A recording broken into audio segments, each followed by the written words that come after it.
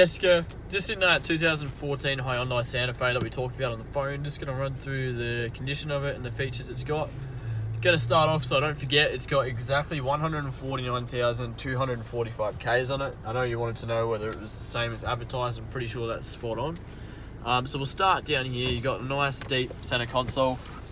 You've got the removable section here, so you've actually got multiple levels, which is handy.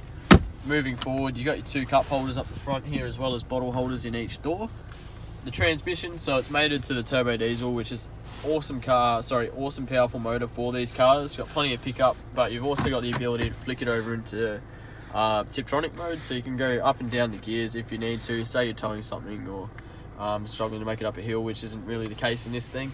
You've got that. Flick it up into reverse. You've actually got a nice little display here, so you've got your reverse camera. As I mentioned, you've got reverse sensors fitted to this one as well, so it's going to beep and also give you the visual indication there of where you are. In this little section here, we've actually got auxiliary and USB inputs underneath that flap, and then we've actually got two 12-volt power outlets here as well, so you can play your own music or charge your phone up through that. Moving here, we've got your aircon controls. Pretty straightforward. Your fan speed's in the middle.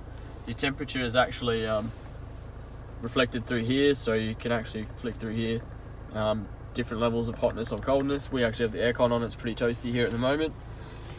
Moving up to the head unit itself is actually colour. Handy thing that you probably won't actually realise just by looking at it is it's touchscreen, so you can flick through your channels and stuff just like that, or the settings menus and stuff that pop up. Makes it easy to pair the phone to it over Bluetooth, so great way to take phone calls while you're driving. The only legal way to do it, and you can also stream music while doing that as well. And then up here you've got just another compartment, so plenty of little compartments and storage areas in this car. Over here you've got windscreen wipers. That's pretty standard. You've got your intermittent speeds as well. It's the only thing that's going on there. On the left, you've flicked this around, you've got the rear windscreen wiper as well. On the steering wheel, we've got volume control for the head unit. We've got your skip through your tracks, mute it, and then flick through your inputs as well. Then you got your answer and hang up buttons on the steering wheel here as well. On this side, we actually flick through the display that's in the middle here. Won't get too into detail, but it does just say stuff like, currently it says distance to empty, average fuel economies, trip meters and stuff like that. Now with the Hyundais, they actually have a steering mode button, which is here. Pressing this is actually going to change, like on the screen, it's going to come up, say steering mode, sport, comfort or normal.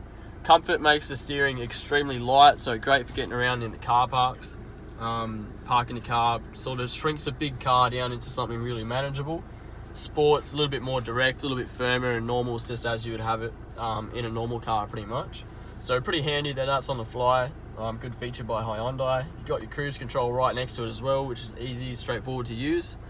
The headlights are on the right hand side. They're automatic in this car, or you have the option to have them automatic, so you don't have to turn them off and on yourself. Various other options over here, so like downhill descent control, center diff lock, traction control, and your illumination for your cluster. Then we got your power mirrors and power windows and power door locks as well. So as we step out, I'll just get Jono to show you there was a pen mark on that seat, which I mentioned to you on the phone. Really quite small, but I'm going to try and touch on everything that I did touch on the phone.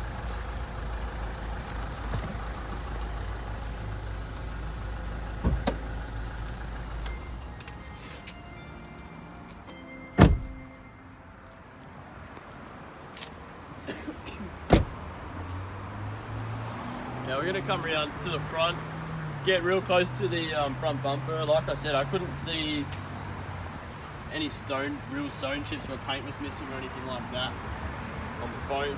There was actually one up on the front of the bonnet here I did mention, and there's just like a little spot up on the top here. I mean, if I run my finger through it, it catches. So I mean, that was all I was mentioning to you.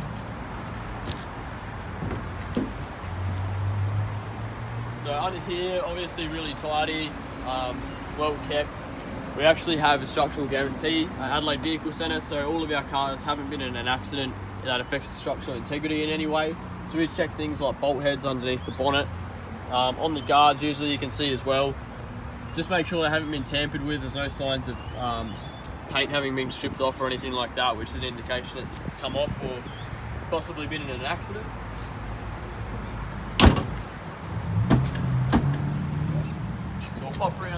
to the side of the car, show you the condition of that. To this driver's seat. I mentioned on the seat I was being really particular, but the material on the edge of the bolster was just a little bit stretched, say, compared to the other side, but that's just standard wear I was describing to you. Down the side, no real marks on the doors. It's the rear interior as well. So handy thing with the Santa Fe's, these seats are actually on rails, so I can actually, you can move these seats backward and forward, and you just flick this lever up, move the whole seat out the way, so you got easy access to the back row there as well, which we'll get to now. Just move around. So the rear bar, like I said before, no marks, never been backed into anything that I can see. And the tailgate not been opened up into anything either. Let's pop these out the way. So, got a couple of floor mats here. This is just where the detailers leave them once they've cleaned the car out. Flip this forward. So with the Santa Fe's also, you've actually got a 12-volt power outlet in the back. So here, this is great for the long road trips where you might have a fridge or something in the back. But you've also got rear aircon controls. So that's handy as well. You can take control of the fan speed from the back of the car. And I'm pretty sure this actually folds the middle row of seats forward. Not sure if we caught that, but so you don't have to go around the side of the car to flip the middle row down. You actually pull it up from the top here, which is a handy thing to have as well. And I was just going to show you the scuff. Well, there's a bit of scuffing, standard for an SUV when you're putting in big objects that fly around or whatever, but there's a bit of scuff, and then there's some sticky stuff here, but did mention that to you as well.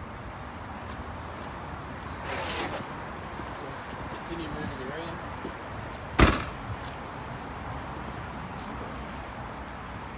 I think the only other thing I mentioned to you on the phone was under this one here.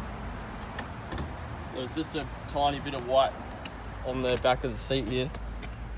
So get Jono to squeeze in there. It was just up here. I mean, I was being pretty particular. Like I said, I'm trying to be as upfront as we could for you, so there's no surprises.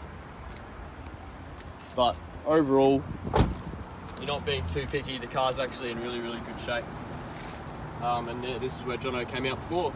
So hopefully this gives you a better understanding of the condition of our car, the features it's got. Santa Fe's actually got a couple of really handy things that the other manufacturers don't put into their SUVs. So we'll work on the price of the Triton, and we'll get back in touch, and we'll go from there. Thank you.